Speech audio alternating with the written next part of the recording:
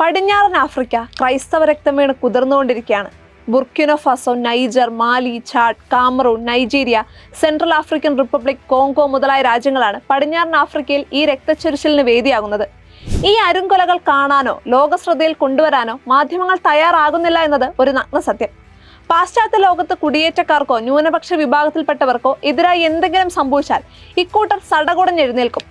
Black lives matter എന്ന് ഉച്ചത്തിൽ നിലവിളിക്കും. എന്നാൽ ആഫ്രിക്കയിലെ തന്നെ ആയിരക്കണക്കിന് ക്രൈസ്തവരെ കുരുതി കൊടുത്തിട്ടും മനുഷ്യാവകാശ പ്രവർത്തകരോ മാധ്യമങ്ങളോ ചെറുവിരൽ പോലും അനക്കിയിട്ടില്ല. വേട്ടക്കാരുടെ പേര് പറയാൻ മാധ്യമങ്ങൾക്ക് പേടിയാണോ എന്ന് നിഷ്പക്ഷമതികൾ ചോദിച്ചു പോകുന്ന അവസ്ഥ. ജൂൺ 13-നാണ് ഇസ്ലാമിക തീവ്രവാദികളായ ഫുലാനി ഗോത്രക്കാർ യെലവാത്ത പട്ടണത്തിലെ കത്തോലിക്ക പള്ളിയിൽ അഭയം തേടിയെത്തിയിരുന്നവരിൽ 200-ലേറെ പേരെ കൂട്ടക്കൊല ചെയ്തത്. ബെന്യു സംസ്ഥാനത്തെ ക്രൈസ്തവ ഗ്രാമങ്ങളിൽ നടന്നു പോന്നിരുന്ന അതിക്രമ പരമ്പരയിലെ അവസാനത്തെ കൃത്യമായിരുന്നു അത്. ദിനം പ്രതി എന്ന വണ്ണം നൈജീരിയയിൽ രക്തം ചിന്തപ്പെടുന്നുണ്ട്. ജൂൺ 22 നൈജീരിയയിൽ പ്രാർത്ഥനാ ദിനമായി ആചരിക്കാൻ ലാഗോസ് മെത്രാപ്പോലീത്ത ആഹ്വാനം ചെയ്തിരുന്നു. ഭരണകൂടത്തിന്റെ നിസ്സംഗതയ്ക്ക് നേർക്കുള്ള ക്രൈസ്തവരുടെ നിസ്സഹായതയുടെ നിശബ്ദ പ്രതിഷേധമായിരുന്നു അത്. ആർച്ച് ബിഷപ്പ് എഴുതിയതുപോലെ നിരപരാധികളുടെ രക്തം കുടിച്ച് ഭൂമിക്ക് മതിയായിരിക്കുന്നു. 12 സംസ്ഥാനങ്ങളിൽ ശരീഅത്ത് നിയമം നിലവിൽ വന്നതോടെ അവിടങ്ങളിൽ ജീവിതം ദുസ്സഹമായിരിക്കുകയാണ്. കഴിഞ്ഞ 2 വർഷത്തിൽ 10,000 മനുഷ്യരാണ് കൊല്ലപ്പെട്ടത്. സായുധ സംഘങ്ങളാണ് കൊലകൾ നടത്തുന്നത്. ബോക്കോ ഹറാമിൽ നിന്ന് ആവേശം കൊണ്ട് വളർന്നു വരുന്ന നിരവധി കില്ലർ സ്ക്വാഡുകളുണ്ട്. കൊള്ളയും കൊലയും തീയിടലും തട്ടിക്കൊണ്ടുപോകലും ഈ തീവ്ര ഇസ്ലാമിസ്റ്റുകളുടെ ദിനചര്യയിൽപ്പെടുന്നു. ഈ പ്രതിസന്ധികൾക്ക് നടുവിലും സഭ അതിന്റെ പ്രവർത്തനങ്ങൾ തുടരുന്നു. പൊന്തിഫിക്കൽ മിഷൻ വർക്കിന്റെ ദേശീയ ഡയറക്ടർ ഫാദർ സോളമൻ പാട്രിക് സാക്കു പറയുന്നത്, ക്രൈസ്തവർ നേരിടുന്ന വിവിധ ഭീഷണികളെക്കുറിച്ച് സമൂഹ മാധ്യമങ്ങളിൽ ഭീതിതമായ ചിത്രങ്ങളും വാർത്തകളും പ്രചരിക്കുന്നുണ്ട്. അവ കാണുമ്പോൾ മനുഷ്യർ പള്ളിയിൽ വരില്ല എന്ന് ചിന്തിച്ചു പോകും. എങ്കിലും കുർബാനയ്ക്കും കൂദാശകൾക്കും ആളുകൾ ധാരാളമായി വരുന്നു. ഈ സംശയങ്ങളുടെ സാഹചര്യത്തിലും സഭയാണ് അവർക്ക് പ്രത്യാശയും ഉറപ്പും നൽകുന്നത്. വിശേഷിച്ചും ക്രൈസ്തവ പീഡനം രൂക്ഷമായിരിക്കുന്ന വടക്കൻ നൈജീരിയയിൽ സഭ തഴച്ചു വളരുകയാണെന്നും അദ്ദേഹം പറയുന്നു. ഇത് ശരിവെക്കുകയാണ് കദുന സംസ്ഥാനത്തെ സരിയ രൂപതാ മെത്രാൻ ഹബീല താബോയ്.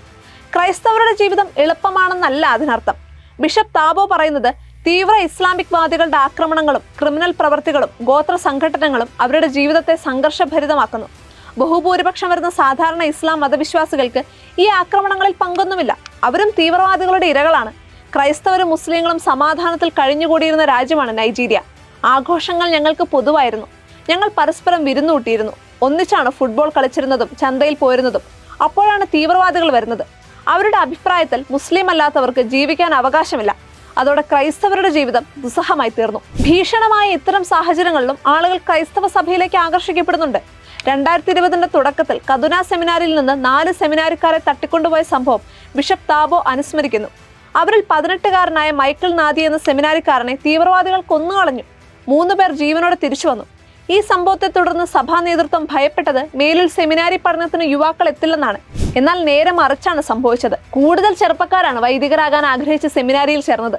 സ്നേഹിക്കാൻ പഠിപ്പിച്ച സമാധാന രാജാവായ യേശുവിനെ അനുഗമിക്കാൻ തങ്ങൾ ആഗ്രഹിക്കുന്നുവെന്ന് അവർ പറയുന്നു. ഏത് തരത്തിലുള്ള വിദ്യാഭ്യാസ പ്രവർത്തനവും പാശ്ചാത്യ ജീവിതശൈലിയുടെ ഭാഗമാണെന്നും അത് എതിർക്കപ്പെടേണ്ടതാണെന്നും ബോക്കോ ഹറാം കരുതുന്നു. വിദ്യാഭ്യാസത്തെ സ്വാതന്ത്ര്യത്തിന്റെ താക്കോലായാണ് ക്രൈസ്തവർ വിലമതിക്കുന്നത്. ഉത്തര നൈജീരിയയിൽ ക്രൈസ്തവ സഭ അനേകം വിദ്യാലയങ്ങൾ സ്ഥാപിച്ച് നടത്തുന്നുണ്ട്. എന്റെ ജനം അറിവ് നേടാൻ ദാഹിക്കുകയാണ്. വിദ്യാഭ്യാസമാണ് അവർക്ക് വികസനത്തിനുള്ള സാധ്യതകൾ നൽകുന്നത്.